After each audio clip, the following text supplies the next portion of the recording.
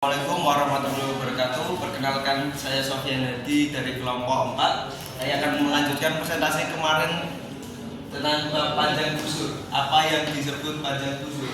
Panjang busur adalah jarak yang ditempuh busur antara dua titik tersebut adalah panjang busur. Nah, pada gambar ini memotong kurva menjadi n potongan dengan titik ujung yang berpadu Q0, Q1, Q2 sampai seterusnya hingga Q-1 sampai Qn pada gambar ini. Nah, ini yang disebut Q tadi itu Q1, Q2 sampai Qn-1, Qn. Nah, mari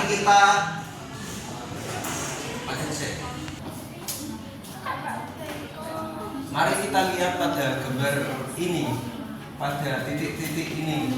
Inilah yang disebut panjang busur. Panjang di antara dua titik tersebut itu disebut panjang busur.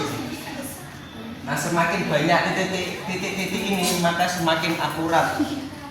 Nah, kita lihatnya lebih detail lagi. Kita ambil sini. Nah, kita menggunakan gambar yang lebih detail lagi. Nah, maka N sigma I sama dengan 1, delta BI sama dengan N sigma I sama dengan 1. Kita menggunakan rumus Pythagoras seperti di sini, menggunakan rumus Pythagoras. Kita menggunakan rumus Pythagoras ini tadi. Nah, persamaan yang berakhir ini hampir serupa suatu jumlah Riemann, sehingga kita dapat mendefinisikan panjang busur kurva L sebagai limit dari persamaan di atas apabila norma partisi mendekati 0. Jadi ini tadi L sama dengan batas awal. Jadi L sama dengan integral A batas akhir B akar dalam kurung F aksen dalam kurung lagi T kuadrat ini ditambah G aksen T dalam kurung kuadrat ini. Nah, sama dengan integralan A batas akhir B akar dx per dy dalam kurung kuadrat ditambah dy per dx kuadrat dt. Oke. Ya. Jika kurva ini diberikan oleh y sama dengan fx a titik-titik d, kita memperlakukan x sebagai parameter dan hasil dalam kotak mengambil bentuk.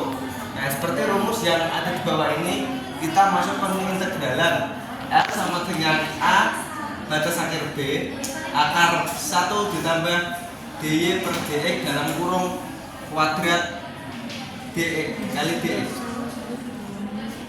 Serupa dengan ini jika kurva diberikan oleh x sama dengan g dalam kurung y dengan c lebih besar dari y lebih besar dari d.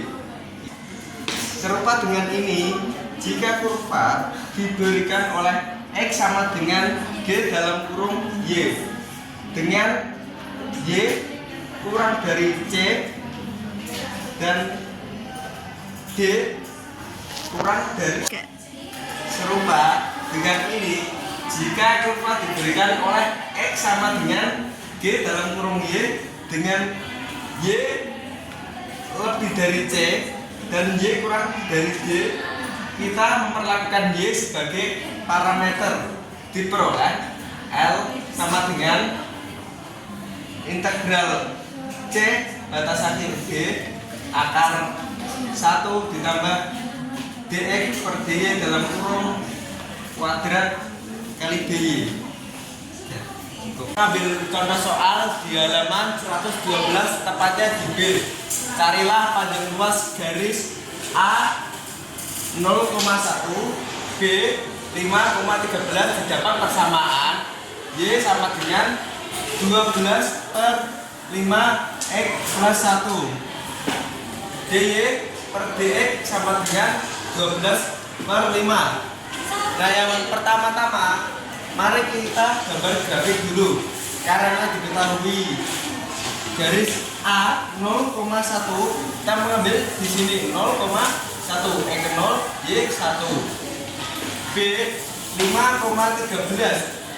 Nah, kita ketahui X 5 Y 13, maka kita garis ini tadi. Nah, sehingga batasannya X sama dengan X lebih dari 0 dan 5 per X. Teman-teman, sehingga batasnya X lebih dari 0. Kita ketahui teman-teman, sehingga X-nya lebih dari 0. Yuk.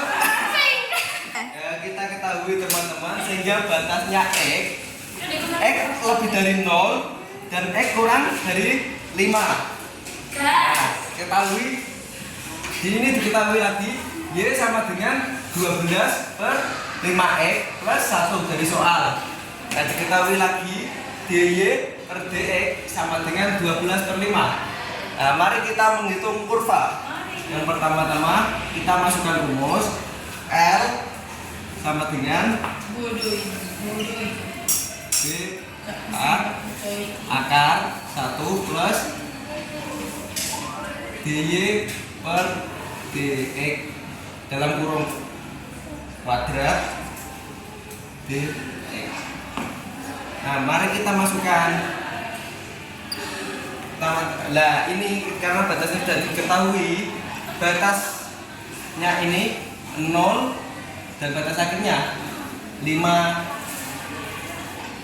akar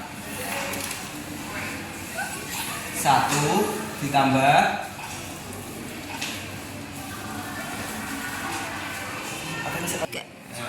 ini diketahui DY per DX nya 12/5 kuadrat DX. L sama dengan 5/0 1 plus, nah ini kuadratnya menjadi 12 kali 12 144 per 25 dx. Nah, kita lanjut di sini. L sama dengan 0,5 akar. Nah, ini karena 25 karena penyebutnya 25 kan ini plus 1 tadi plus 1. Nah, ini masukkan 25 per 25 dx. Ya, jadi L sama dengan tambah 5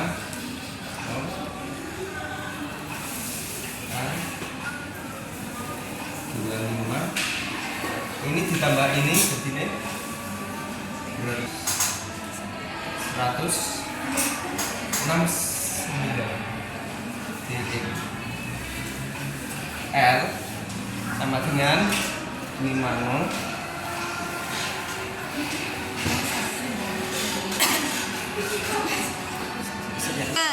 L sama dengan ini akar dari 169, berarti kita buka menjadi 13. Akar dari 25 sama dengan 5 0 5 karena tadi tidak jadi 1 dx. Sudah selesai. Nanti akan dilanjutkan oleh teman saya di materi diferensial. Terima kasih.